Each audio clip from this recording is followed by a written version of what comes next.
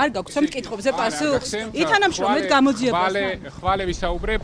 პროკურატურაში 3 საათიანი საგამოძიებო მოქმედებების შემდეგ გიორგი გახარიამ შენობა უკომენტაროდ დატოვა. ერთკვირიანი ვნებათა ღელვის და პროტესტის შემდეგ პროკურატურა იძულებული გახდა გახარია დაზარალებულად ეცნო. დღეიდან ყოფილ პრემიერ-მინისტრს ექნება წვდომა მასალებზე, რა გააკეთა ორგანიზებული თავდასხმის გამოსაძიებლად პროკურატურამ. ხვალე გავაკეთე პრესკონფერენციას და ვისაუბრებ ყველაფერზე, რაც მოხდა და რაც მომავალში მოხდება. მადლობა. გიორგი, მოწმისაყით გამოიკითხეთ თუ დაზარალებული სტატუსი მოგანიჭეს. ბატონო გიორგი, დაზარალებული სტატუსი თუ მოგანიჭეს. პროკურატურა გახარიას თავდასხმას რეალურად იძიებს თუ მთელი ეს პროცესი მტკიცებულებების გასანადგურებლად დაიგეგმა. ეს კითხვა დღის წესრიგში მას შემდეგ გაჩნდა, რაც გაირკვა, რომ სასტუმრო შერატონიდან მთავარმა საგამოძიებო უწყებამ მთელი სერვერი წაიღო, სადაც გახარიაზე თავდასხმა იყო ასახული. არადა სასტუმრო შერატონი მანამდე ამტკიცებდა, რომ ჩანაწერების ასლი პოლიციას გაატანა. ასლს კი თავადაც ინახავდა, თუმცა ახლა ეს ვიდეო მასალა მხოლოდ პროკურატურის ხელშია.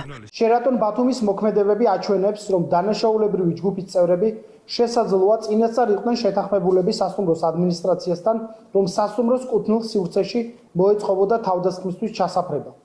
ამაზე მიუთითებს ის ფაქტი, რომ გიორგი გახარიაზე თავდასხმამდე მომხდარი ძალადობრივი ინციდენტის დაზარალებული მიზანმიმართულად მოაშორეს შემთხვევის ადგილს პოლიციის გამოძახების გარეშე.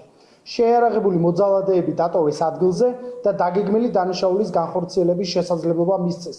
რა დროსაც სასტუმროს უსაფრთხოების სამსახურის თანამშრომლები ფაქტობრივად უმოქმედოდ იდგნენ. სკანდალი ჩანაწერების თემაზე ღამით დაიწყო, რაც გაირკვა, რომ სასტუმრო შერატონში აღარ არსებობს სერვერი, სადაც ინახება ჩანაწერი, როგორ ესხმის თავს გიორგი გახარიას ქართული ოცნების დეპუტატი დიმიტრი სამხარაძე და მასთან ერთად მყოფი რამდენიმე პირი.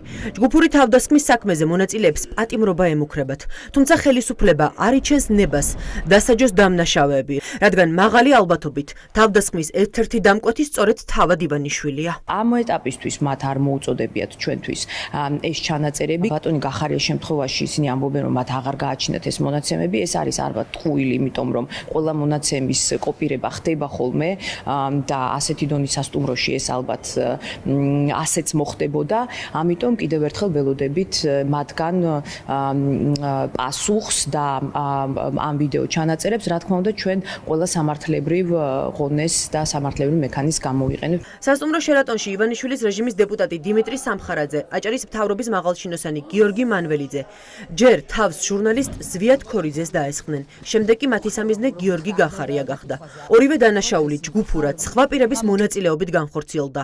დღეს პროკურატურამ ზვიად ქორიძე დაზარალებულად ცნო, თუმცა დამნაშავეების დასჯის იმედი არც მას აქვს. მიმართეთ პერსონალური მონაცემების დაცვის ინსპექტორსაც, რომ მან დაიწყოს საქმის წარმოება შერატონი ბათუმის წინააღმდეგ, იმიტომ რომ ფაქტია, რომ კანონმდებლობას უხეშად თარგმნობს ეს სასტუმრო და პერსონალური ინფორმაცია, რომელიც სასტუმროს მონაცემთა ბაზებშია, კერძოდ 15 იანვრის შუაღამისის გარკვეული დროის ვიდეო ჩანაწერები მე უნდა მიმეღო კანონით დადგენილი წესით. ახლა ყველაფერი პროკურატურის ხელშია. მათ აქვთ კადრები, რომელიც ოცნების რეჟიმის წარმომადგენლების მიერ მძიმე დანაშაულის ჩადენას ადასტურებს. ამ მტკიცებულებით ბრალის წარდგენას კი მხოლოდ რამდენიმე საათი სჭირდება.